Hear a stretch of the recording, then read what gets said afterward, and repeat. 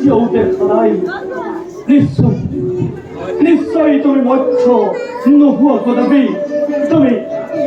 তুমি ব্ৰহ্মা বিষ্ণু মহেশ্বৰ এই তিনিওৰে মাজৰ নিশ্চয় কোনোবা এজন এই প্ৰভু কিয় কিয় বাৰু এই সত্যবতক বাৰে বাৰে কৰিছা পৰীক্ষা হে প্ৰভু আপুনি আপুনি যদি ব্ৰহ্মা বিষ্ণু মহেশ্বৰ এই তিনিওজনৰ মাজৰ নহয় নতুবা কোনোবা ভীষণ দৈত্য তেন্তে মোক এই মুহূৰ্ততে ভক্ষণ কৰক প্ৰভু ভক্ষণ কৰক হে বুদ্ধিজ্ঞানী ৰাজা সত্যব্ৰত তোমাক মই আকৌ পৰীক্ষা কৰিলোঁ মই বিষ্ণু হয়তো অধিপতি মই মৎস্য ধাৰণ কৰিবলগীয়া হ'ল হে প্ৰভু হে জগতৰ ঈশ্বৰে কিয় কিয় প্ৰভু আপুনি ইমান বিশালকায় মৎস্য ৰূপ ধাৰণ কৰিব লগা হ'ল প্ৰভু শুনা ৰাজা সত্যব্ৰত আজিকাল ৰাত্ৰি আজি শেষ ৰাতিতে মহাপ্ৰলয় আৰম্ভ হ'ব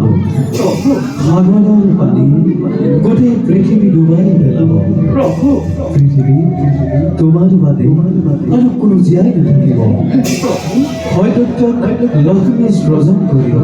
মোৰ সৃষ্টি নষ্ট কৰিব বিচাৰিছিল সি ইতিমধ্যে চাৰিওত হৰণ কৰি আনিছে মহাপ্ৰলয়ৰ সময়ত সি পানীত ডুব মাৰি থাকিব সেয়েহে মই মৎস্য ধাৰণ কৰিবলগীয়া হ'ল প্ৰভু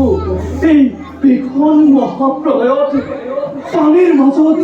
আমি কেনেদৰে জীয়াই থাকিম প্ৰভু শুনা ৰাজা সত্যব্ৰত মই মৎস্য ধাৰণ কৰি হয়দত্তক বধ কৰি চাৰিবেৰ উদ্ধাৰ কৰিম তাৰ পাছত তোমালোকৰ কাৰণে এখন ডাঙৰ নৌকা পঠাই দিম তাতে তোমালোক সকলো পশু পক্ষী জীৱ পিছৰ কল্পত সৃজন কৰিবৰ কাৰণে নাৱত তুলি ল'ব এই মহাপ্ৰলয় মাত্ৰ 7 দিন 7 ৰাত্ৰি থাকিব